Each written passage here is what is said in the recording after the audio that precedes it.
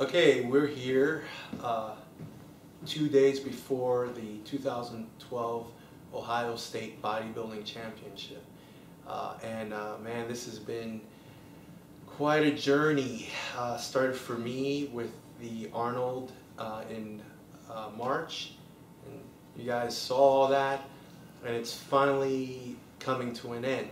But along the way, I've had the opportunity, the blessing to help other people. And in turn, they've, it's always encouraging when you see other people doing it. They say if you want to get something done, get around other people that are doing the same thing. And it's in that kind of support that's a lot easier to get the task done. So I want to introduce two people that I've been able to work with their diets and train, they are just incredible stories when they share. But the thing I like the most about Noah and Autumn is that these were people that just one day decided, you know what, I think I want to do a show. They don't have a history of competing. They're just athletic, but that's it. And a lot of times people ask, they think, oh, that is so far out there. I'll never be able to get in that kind of shape, or I'll never be able to get on stage, or stand next to some of these other people that look so good. But here are two stories of people that just decided, yeah, I'm going to do it.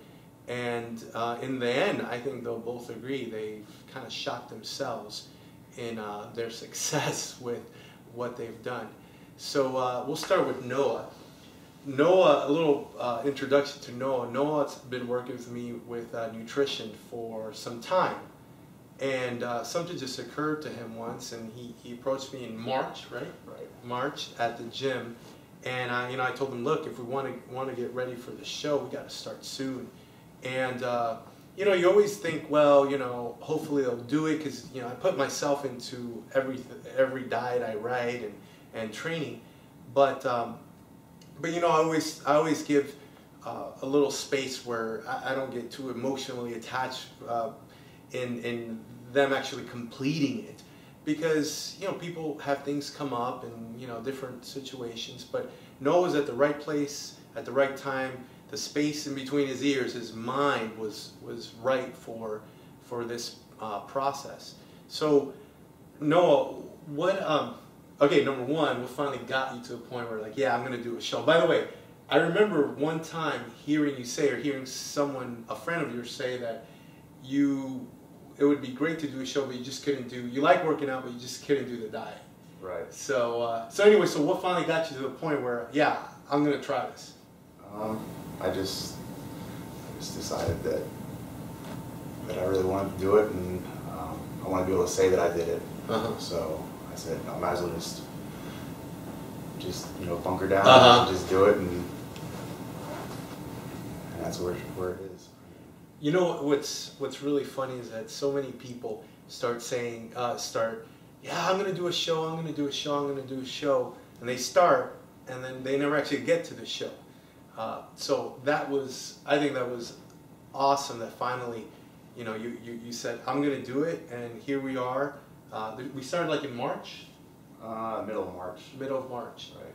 So here we are in September, mid-September, and we finally got to the goal. And here's another kind of interesting thing to think about, that one of the things to get to this point where you're in better shape, or you're doing a show, regardless of what your goal is that if you don't see the results right away, it's okay. There are things that are happening beneath the surface, if you will. And Noah's a great example of that, because where he started to where he is now is like night and day. But it's because he just kept with it, from March to September. That's awesome. So tell me a little bit about how your life changed because of the diet. Like, what are some things that you had to move around, or some new habits you had to pick up? Preparing the meals is definitely something that It's not the funnest thing to do, but you have to do it. And I never used to cook everything ahead of time and have everything portioned out and just ready to eat. So that's one thing. Going to the grocery store pretty much every day is what I do, because I find if I buy too much stuff that it's just there that I wouldn't want to eat it. Yeah, so, that's a good one. So I just have enough for, well, like the rice and stuff. I'd make a whole bunch of it, but like the little things like the meat and stuff, I'll buy just for the day. That way, I don't overeat. Yeah. There's no way to cheat. Yeah, that's a good tip. I've never actually done that, but I'll be the first to admit, in my prep for this show, this has been the toughest ever, because I'm just done with dieting. And I probably had a few more ounces of some meats that I shouldn't have, or some egg whites. But that's good. That's a really good idea. Good, good. So anything else? As far as like maybe sleep, maybe, how about time with your girlfriend or your fiance? She was working a lot, so it wasn't like it was a huge deal. Not seeing her as much, because we pretty much, when I'd be at the gym, she'd be at work. But then she got a new job, and like towards the end, she was working second shift, so it was like I would be at the gym while she was sleeping, and she'd wake up. I'd see her for 2 or 3 hours, and she'd go to work, and then she'd come home at like 12 o'clock, and I'd be in bed already. So that's the one thing, is the rest. I would definitely have to get more rest for this. Good. Yeah, that's huge. That's huge. Same here. This getting ready for the show, man. It's tough, but you know, the way I see it, we're not pros, so we do what we can. You know, and it's all about that balance. You know, you do everything you can, and you just let the chips fall where they may. You know, so I was on about 6 hours of sleep, 7 if I was lucky, to get everything in. We'll see how that turns out, but you know, I can go forward knowing that, you know, I did everything that I could given the circumstances. And that's the thing about bodybuilding and, you know, preparing for a show. Autumn, same thing, you know, with her career, you know, and traveling sometimes. You do what you can. This isn't just about who can lift more weights, who can diet, you know, eat the least amount, who can spend the most time in the gym, that kind of thing. This is also about managing your life, being able to take what you have, your resources, and managing it, from money to your time to relationship, being able to manage that so that you're not losing on one side, I don't know, getting divorced because you're doing a show, you know, or, you know, your kids don't even know you anymore because you're never around. You know, so I've had to learn that the hard way, but that's good. That's good. So as far as your training, you know, we took on a little bit of a different training there. What would you talk a little bit about that? I used to go to the gym, and I would go in to see how much I could lift, and it would be a lot of rest. I think I was overtraining. I would go in there and I'd be in there for like 2 hours just doing weights, and then I would do cardio, and then I would probably go back again at night and do more cardio. So I was still going twice a day, but I was just, I was doing it all wrong. And then you told me the different way to do it. It was almost like at the most 45 minutes, and it was non-stop, lighter weight, and it was, once I started doing that, I noticed I was sweating a lot more, which I never used to sweat working out.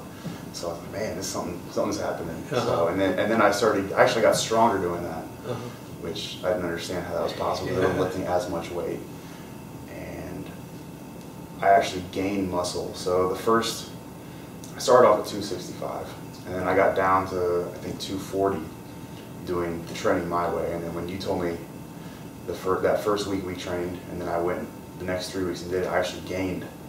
I got back at the 250, and then I was at about 250 to 255, back to 240, and I was going back and forth between there until like the last 9 weeks. That's when I really started dropping a lot of weight, but I kept most of the muscle, and so it was, I think it was all the training because I wasn't used to it. But yeah, there's an interesting principle here that you know, I'll get into this a little more in other videos, but it's all about changing things up.